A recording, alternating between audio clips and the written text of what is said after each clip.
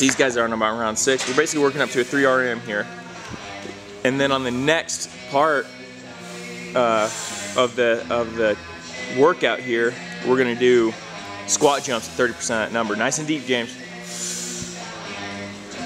See him take a deep breath, brace his spine, come up, nice, good. Yeah, go ahead and get him, Cody.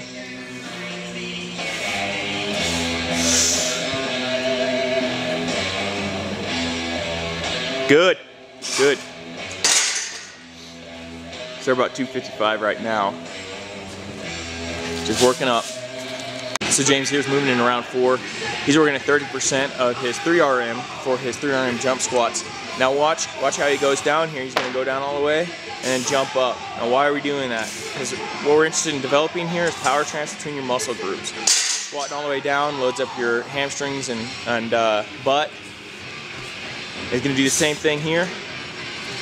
He's also going to push off of his toes, land on his toes, back in the ready position. But anyway, back to the power transfer idea. In terms of maximal jump height, you would ideally just kind of go into a quarter squat position, a power position, and then jump back up. Because as you push your butt back, you're going to get a little stretch in your butt and hamstring, and then that stretch is going to help flex your muscles, going to produce more power than going all the way down. And there's a place for that. We'll work that in some of our stuff, but with this right here, what we're really interested in developing is just the power transfer between muscle groups through the full range of motion. Then we're also interested in pushing off of your toes, landing back on your toes, back in the ready position. When I say back in the ready position, what I mean is with your butt back, loading your butt and hamstrings on the landing. That just protects your knees. It's just a basic good movement pattern.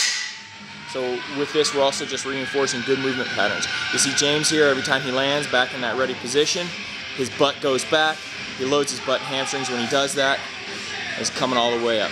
So we're developing power through the full range of motion. We're also transferring power between the glutes and hamstrings to the quads and calves, keeping our core engaged the whole time. We got, so we'll do you'll do 3 loaded squat jumps at 30%, 3 unloaded squat jumps, and then 5 shoulder dislocates. So we got our LE guys here, just doing suicide sprints, 1 every 45 seconds for 15 rounds. It's taking these guys about 7 to 8 seconds or so to finish 1, so they're getting about 5 or 6 to 1 rest work ratio. It's about right for generating power. That's what we're doing here, just with the squat jumps. Just developing power, sprint speed. Efforts under 8 seconds, you're going to use your phosphate system, energy system, or your alactic system, some guys call it. Anyway, it's an oxygen-free system, so it's just pure sprint work, or real short explosive efforts, I should say. Think about like a football play or a short little sprint like this. Your body doesn't have enough time to fuel your muscles with oxygen, so it just uses a phosphate, the phosphate and creatine that's stored in your muscles to fuel itself. Now, it takes quite a bit of time for that to replenish. So these short efforts with longer rest periods are what we need to continue to train that. And with 15, you're going to start using a little bit of your other energy systems. It's going to become a little bit less alactic and a little bit more fast glycolysis, but not too much. You should be recovering pretty well, especially if you've been doing our style of training or training in general for a while. You're going to recover a little quicker.